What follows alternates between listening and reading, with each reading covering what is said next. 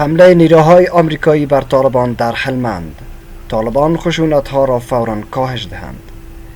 به نام خداوند بخشاینده و مهربان، خوش آمدید به یکی دیگر از ویدیوهای چینل کابل تودی. تقاضا میکنیم که تا آخر این ویدیو با ما همراه بوده و چینل ما را سابسکرایب نمایید. حمله نیروهای آمریکایی بر طالبان در هلمند. طالبان خشونت‌ها را فوراً کاهش دهند. اطلاعات روز: نیروهای آمریکایی مستقر در افغانستان اعلام کرده اند که در جریان 2 روز گذشته چندین حمله هوایی هدفمند را بر مواضع طالبان در هلمند انجام دادند.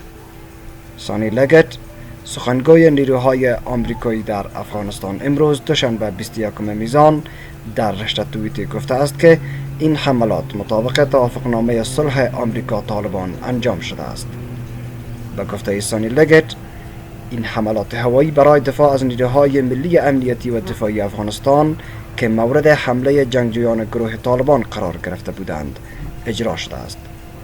او تأکید کرده است که نیروهای آمریکایی برای دفاع از نیروهای ملی امنیتی و دفاعی افغانستان که زیر حمله طالبان قرار داشته باشند پشتیبانی ارائه کرده و به این حمایتشان ادامه خواهند داد.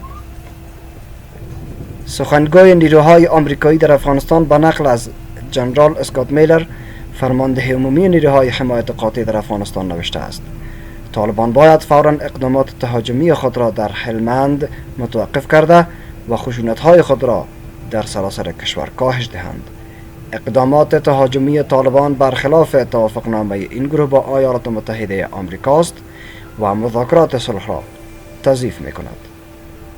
حملات هوایی نیروهای آمریکایی بر طالبان در هلمند در حال اجرا شده است که از 2 روز به این سو حملات تهاجمی طالبان بر نیروهای دولتی در بخش‌های مختلف هلمند از جمله شهر لشکرگاه ادامه دارد.